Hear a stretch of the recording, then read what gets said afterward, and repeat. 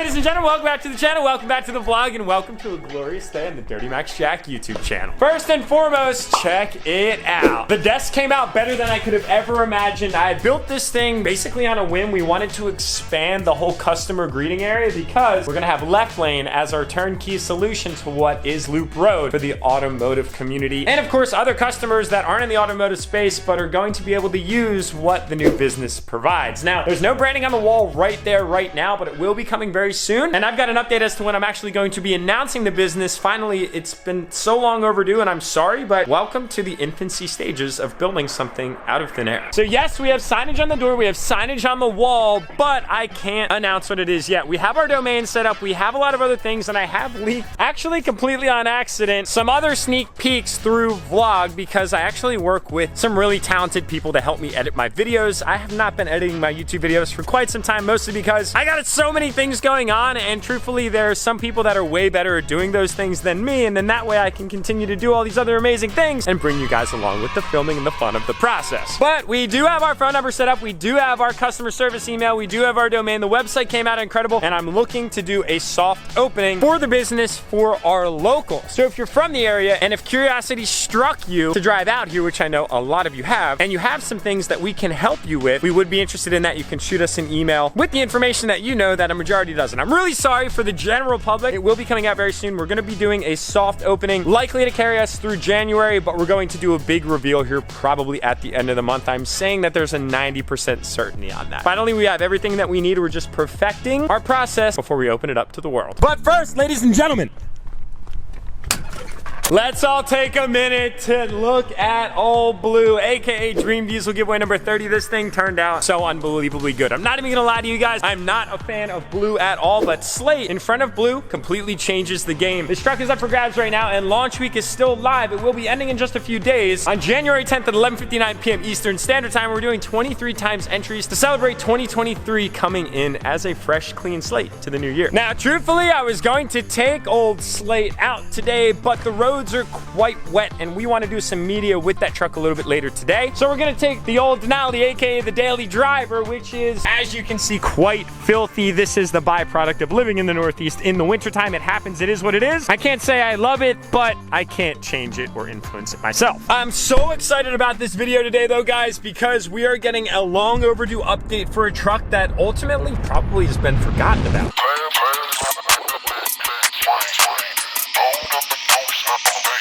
Perfect.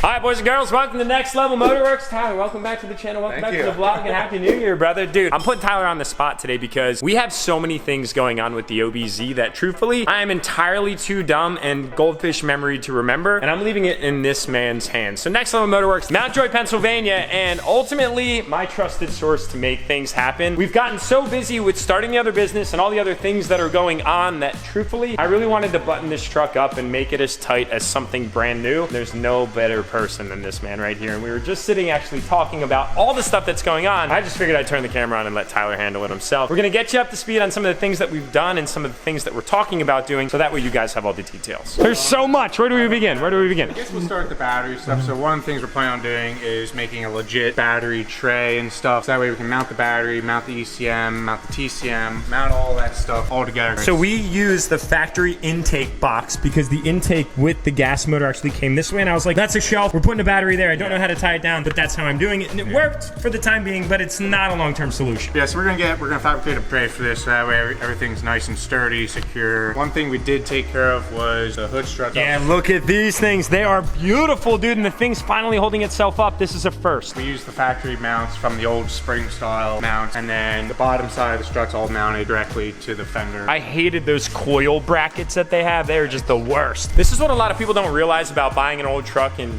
doing doing this. Everything is rusted, everything is broken, and although this thing was absolutely immaculate, there are still so many small housekeeping items that make up 90% of the build because it's only 10% remaining. So the other project that we got to work on is getting the AC system hooked up. The checklist. At some point, yeah. So our main goal with the AC system is try to make it as standalone as possible so there's not as much other modules and stuff going on. So the plan as of right now, we can mount a 6-liter Power Stroke style AC condenser in here. That way we have both of our inlets and outlets on one side. So we'll have 2 lines here, to 2 lines here, to 2 lines over there. Hunter, I still can't believe that you made the engine fit with the cross member and the vent fan and the evaporator dryer, solenoid, the sensor, all the factory stuff that we're gonna try and figure out. We're gonna get some custom mounts so that way we can run our own lines and stuff off of this. It's gonna be really clean. The other thing we're working on is the trans cooler right now is set up in the back of the truck with tranny lines running down the frame. That was my temporary solution because I didn't want to mount one here because I could not fit the Duramax one in here, but if you're gonna go with a factory Ford one, it's probably gonna squeeze in. So I got a 6-liter Power Stroke tranny cooler, which is a 37-row cooler. I'm gonna make that fit up in here. Squeeze right in between, that'll be awesome. So that way we can run the tranny cooler stuff to that. Because the cooling stack on this truck is essentially all factory, even all the way back to the radiator. That way we could use the cross member, radiator support, whatever it is that you want to call it, but then we had to get creative with intercooler piping, etc. 6-liter trans cooler, that's what we're gonna run. I don't know for sure if we need to run it through the radiator yet. So we're just gonna kind of depend on 100% air cooled. That's what I'm planning potentially. on. I would like to get a fan shroud for this so we can get better airflow through this fan. Because this fan's probably just gonna throw 100% it goes everywhere. All these little things kind of need buttoned up. It's not like you can just go purchase this product. And that's where, back to my goose analogy, the goose looks good floating on the water, but everyone's pedaling that damn thing to make it move. Yeah, the one thing I'm thinking about is maybe trying to fit a 7.3 shroud on here or like modify 7.3 That'd be sick. As long as I can get a good bit of like the top and like a little bit of the sides to get some better airflow, I think that'd be good. Yeah, my thought process putting in the back, I was like, oh yeah, I'll just put it back there for the time being, but climbing the one hill that I need to climb to get here, because most of it's downhill, the trans temp, I don't know, but it wasn't where it was supposed to be. And that's like phase 1. Phase 2, especially with the example of the air conditioning, is old style AC with new style condenser. It's 2 different electrical languages. Now, fortunately, this guy knows electrical very well, and that's a really good caveat for trying to figure this out, but I'm also tasking Tyler with trying to combine the standalone harness ECM and basically all of these dongles that came on the wiring harness for the Duramax into the factory OBS 7.3 gauge cluster from a diesel truck that we put in this thing. Ideally, we want to keep it as factory as possible. Dude, the exhaust looks so good, guys. This could be like, all that stuff is really amazing and exciting and very just accomplishing, but this is the cool part. All right, cool. Finally, we can get to it. It's like presents on Christmas morning. 304, pretty much food grade stainless steel. We used a somewhat factory Duramax downpipe. Joey B, dude, Joey B. Thanks for the donation to the OBZ build. Guys, it looks so sick. That right there and non-tip 5-inch is the best classic look, and I feel like it fits kind of the size of this entire truck. It completes the rear end. I cannot wait to hear this thing. It's killing me that I can't today. I know. Ladies and gentlemen, trust me, we're gonna fire it today. There's no way that I can't hear this thing. It sounds like a truck now. Yeah, right. It doesn't sound like it's just dumping Yeah, out. It's just way louder up there, but way cooler right here. Oh my God, man. I am like chomping at the bit with this thing, but I know all this stuff needs done. Have I been patient? You've been patient. I've been pretty patient. Luckily, this man right here is very busy, and I told him that I don't want this thing to at all be a cog in his process and his workflow and his operation. If anything, I want him to have fun with it. Yeah. That's the whole goal. I want this to be kind of a culmination of the Entourage here in Lancaster, and then it's gonna be out and about everywhere. Don't worry, it's not going anywhere. Ever. There's so many other things that I feel like we could discuss, but we haven't even actually come up with like the comprehensive list of everything we need done. Yeah, we want it to be totally safe, totally sound, totally structurally complete, and we want all powertrain, drivetrain things to be succinct, because then we can drive it, we can enjoy it, we can have fun with it, and then work down the list from there, because this thing is going to undersee a tremendous transformation. Like, a lot of this is mocked up. It's going to be coming back off to get polished, so it matches the drive shaft. I didn't want to have it like use this hanger, the factory one. I wanted to make it so it's like tucked up in here so you don't see hangers. Dude, that looks so cool looking down. It's just boom. All right, now there's something very exciting and very exclusive, one of one, if you will, in this box that I'm going to show you guys soon. It's very secret, and we need to keep this box for shipping the bracket back, and it happens to be for this thing right here. But I don't even want to get into that yet. I'm so excited to hear this exhaust. It needs to happen ASAP. But like, don't think it's going to happen too fast, because the OBZ's had a dead battery since it got a new motor. All right, let it rip.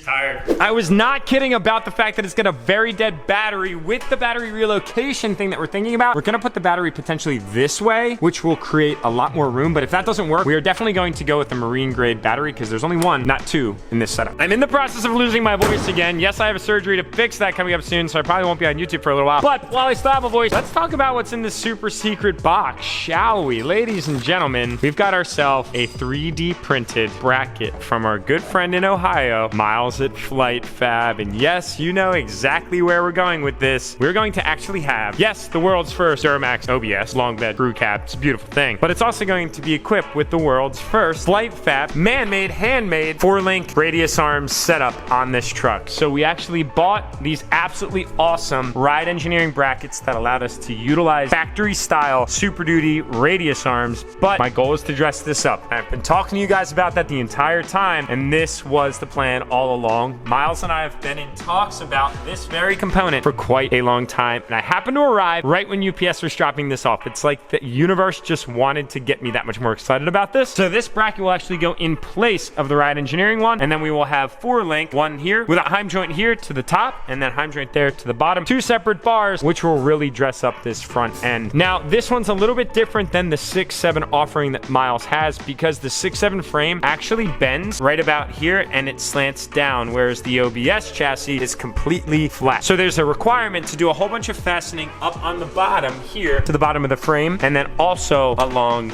the side. So that bracket will sit right about there, and it looks like this 3D printed version is going to be just about perfect. Would you look at that? Another L5P Duramax. Guys, it's actually been really cool having Loop Road because it's the destination that I get to meet so many more of you in a different way, shape, and form. Usually it's just an interaction when I'm hosting events in Pennsylvania, but now I actually get to interact at the individual level, which is something I've always wanted to do. It's kind of interesting when you have a YouTube channel and you have a substantial following. I think mine's actually pretty small in the grand scheme of things, but I'm so grateful for every one of you. It's the quality over quantity in my personal opinion, but it's kind of hard sometimes when, you know, you use a shop at your house, for instance, right? It's not like anybody's welcome here. I love my privacy. I value my privacy and my family's privacy at that. But having Loop Road, however, is an amazing location where now with this new business, I'm going to be able to help you at your build level. I can't really say all that much more than that. And I'm also going to be able to service a greater market of people as well, but it's very much automotive inspired, focused, and it really falls in line with everything that enthusiast is. So my routine lately has been getting home in the afternoon, which has been great. We come home to the shop. We got DDG29 hanging out here. Mose is actually going to be on his way out next week to take delivery of that thing. If you guys didn't see, it's all on enthusiast.com. And my good buddy Andrew actually pulled in his L5P. I let him borrow the Diamond C today to move around some family equipment from his relative's house or something along those lines. So life is good. I'm grateful for you guys. Grab some entries for DDG30 if you haven't already. Look forward to the continued updates for the OBZ. We got the R8 reveal that's going to be coming out probably in the next video. I really wanted to wait for some nice weather so we could do some really dope filming. We also added another vehicle to the channel that I'm going to be debuting to you guys very soon. Dually is down at Peach Bottom making massive progress, and I'll get you guys an update video on that. Once Loop Road in the new business is up and running, I hope to do some more build updates. It's been kind of difficult in the building stage of not a truck, but a business, but continuing to do the builds and loving every single step in the process. There's so many amazing things happening, and I'm really freaking excited for 2023. That being said, thanks as always for watching. Hit that subscribe button if you haven't already. Grow with me, grow as an individual, and subscribe to this channel because I want nothing more than to see everybody